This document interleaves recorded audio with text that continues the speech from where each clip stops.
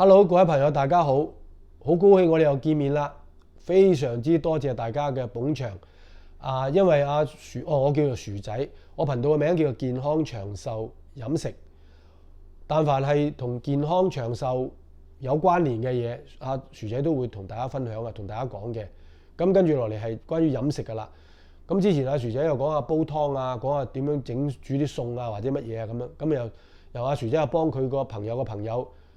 嗰個阿孱仔又講下佢舊陣時後生嘅時候做餐館點啊咁樣嚇。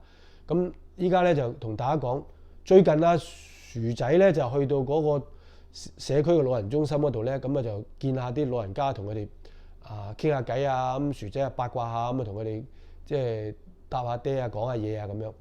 咁其中有一個咧就係咁巧，又係薯仔自己嘅教友嚟嘅，係返教會嘅教友。咁但係咧就薯仔都好似係未有機會撞到過佢喺教會度。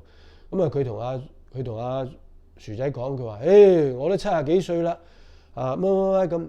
咁佢覺得自己70幾歲好老啊。咁其實講真係嘛，咁薯仔都係一個長者嚟嘅，但係薯仔又唔記得自己幾多歲嘅。因為點解咧？阿薯仔覺得自己總之就係我每日就咁生活㗎啦。我薯仔唔會諗自己幾多歲。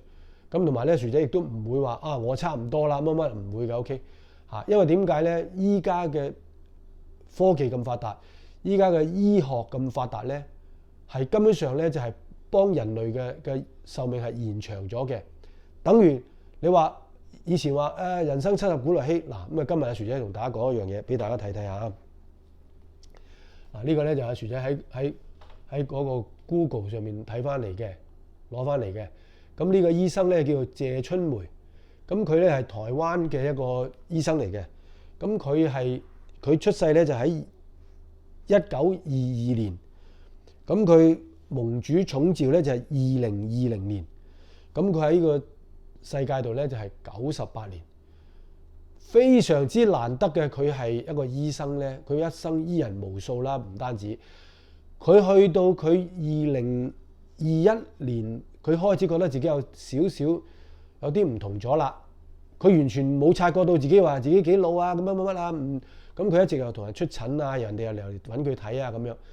咁直到2022年，佢到98歲嗰年嘅上半年，咁佢就知道自己都咁上下啦，可能即係神會接翻佢去天家啦咁樣。咁咧就嗰時候咧，佢就將自己工作咧輕輕就開始慢慢減低咗。但係佢喺佢蒙主寵召之前嗰幾個月咧，都仲係有同人哋去睇病嘅嚇。佢有一個即係醫術好高明嘅醫生啦嚇咁。薯仔睇到佢嗰啲資料啊，睇到佢嗰啲生平啊，都好感動。睇到薯仔都有少少眼濕濕，真係嘅嚇。咁但係相反有啲老友記，有啲長者，唔係啊，我都乜啦。都幾廿歲啦，咩咁？你未有耐，唔好講幾廿歲啦。人哋90歲都仲去睇醫，仲幫人睇人，幫人睇病，係咪？咁當然，薯仔冇資格去教訓你哋，只不過薯仔係分享呢個真人真事俾大家知道，即係嗱咁樣嘅，咁好多嘅選擇嘅咁樣嚇，大家睇下咁 OK 好多個選擇咁啊嗱，係啊 OK， 大家睇清楚啲嚇。咁即係話咧。其實薯仔唔係醫生啦，薯仔係俾個建議大家。薯仔亦都係話俾大家知就係，總之薯仔係好喜歡去幫人，包括之前係去到社區老人中心嗰度有個叔叔佢中咗風嘅，咁薯仔都幫佢按摩手啊咁樣咁咪幫佢捏下手啊，咁又話俾佢聽應該係點啊，即係唔係教啊，即係分享俾佢聽嗱咁樣嘅咁。薯仔之前。亦都喺好多年前就幫人哋去揸成大半個鐘頭車，成個鐘頭車去幫人哋按摩。後嚟同佢照顧佢嗰個社工講話啦，不如咁樣啦，我成日嚟都唔方便，我教識咗佢點樣，你咁樣同佢做得噶啦咁。令到嗰個叔叔啦，嗰個哥哥仔咧，後嚟慢慢可以逐漸係，佢本來成邊身係唔喐嘅，咁但係行得翻。咁所以薯仔同大家講嘅，希望咧老友記。喺未出事之前，千祈唔好出事。咁萬一出咗事，都唔好放棄。咁況且你而家都行得跌得走得嘅時候，咁你點解又話我都咩啦？明明都係唔好成日講住自己幾多歲。咁樣咧，你真係會有咩嘅？咁但係你話咁樣，我總之我所謂珍惜目前，珍惜眼前人，活在當下，開開心心係嘛？即係話能夠對自己好啲。咁你將來真係到老啦，去到80幾、90、90幾、100都可以行得走得嘅，係嘛？阿薯仔喺個網上面睇到有個叫做阿 Ben 哥，佢係做飲食嘅，佢訪問嗰個叫做阿元哥。咁啊元哥咧就係去佢酒樓度食嘢，識佢嘅。咁啊元哥係104歲嚇，咁104歲，咁佢都仲好健康嚇，講嘢都好清楚啊，同埋佢個思維都好清晰啊。咁所以咁佢哋嗰啲係上一代、上兩代嘅人添啦，更加添啦。咁所以我覺得就係話咧，希望各位老友記咧就話俾自己聽，我係得嘅，我唔會咁快就放棄，係嘛？真係㗎。咁啊薯仔問嗰個老友記話：咁你知唔知香港有個拍電影嘅阿文哥咁樣？咁佢話佢42年嘅咯喎，咁42年而家都83歲嘅咯喎，但係佢行路噔噔聲喎，係嘛？咁佢話仲要繼續做嘢喎，咁佢話佢目標係做到90歲咁。咁佢而家83歲，佢嘅目標做到90歲咁啊佢咁咪啱咯，係嘛？咁佢話我90歲以後先考慮退休咁樣。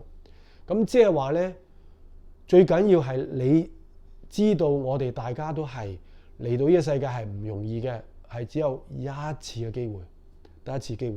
咁而呢次機會，我大家都好好哋去珍惜佢，好好哋活得開開心心，同埋對自己好啲嚇。同埋咧，阿薯仔點解要講話開飲健康長壽飲食咧？咁你要健康先可以長壽，長壽得嚟又要健康嘅長壽咁啊嘛，係咪有拉楞咧？咁啊用飲食好啦，飲食就係透過你廚房嘅食物去改變咗你嘅原來嘅唔好嘅，令到你而家好好。薯仔就係啦，係嘛？薯仔真係可以大膽一句就係話，薯仔嘅身體係逆轉咗嘅嚇。以前個肚墩好大，咁啊成日都人哋都講笑嘅就話薯仔你陀嗰個係仔定女啊咁樣，因為舊陣時阿薯仔着嘅西褲咧，腰圍係35啊36咁樣嘅，仲要休唔得上咁。咁阿薯仔就話好無奈啦，其實就好面懵噶啦，或者俾人哋咁樣問，我唔知陀嗰個係仔定女，可能係石胎都唔定嘅。希望有一朝又燉咗出嚟，生咗出嚟，屙咗出嚟啦咁樣。咁就係，但係幾年前薯仔就的起心肝，係嘛？薯仔覺得自己點解唔可以做好啲嘅咧？係嘛？因為薯仔已經俾人話俾阿薯仔聽，你嘅手板、你嘅生命線冇咗噶啦，結束咗噶啦。但係薯仔係夾硬逆天去攞翻嚟嘅。咁我薯仔咪更加要好啲珍惜啦。即係我當自己真係講得唔好聽，係死咗翻生。咁薯仔係每日都盡量花哪怕5分鐘、10分鐘都去睇聖經，係嘛？咁啊可以睇下裏邊嗰啲好嘅嘢，係嘛？原來真係其實聖經裏面講嘅嘢都係有成過千年啊、2000年啊咁樣噶啦。因為佢講以色列嘅存在都係2000年前嘅啦，喺聖城耶路撒冷啊點啊咁。當然薯仔唔係要講啲嘢啦。咁啊薯仔希望咧老友記食啲好嘅嘢，所謂食好嘅嘢咧就唔好嘅嘢盡量唔好去掂佢，係嘛？咁即係好似話飲咖啡咁，可以嘅話咪嘗試下咯，唔好落牛奶，唔好落糖咯，尤其唔好落砂糖咯，好唔好啊？咁啊嗱，咁啊薯仔今日同大家講到呢度，希望咧老友記咧就係好好地對自己好啲啦嚇，好唔好啊？薯仔就同大家分享到呢度，希望可以嘅話俾個點讚薯仔，同埋咧就係分享出去俾人哋，然之後免費訂閱薯仔嘅頻道啦，好唔好啊？多謝大家嚇，多謝晒 ，Have a nice day，thank you，拜拜。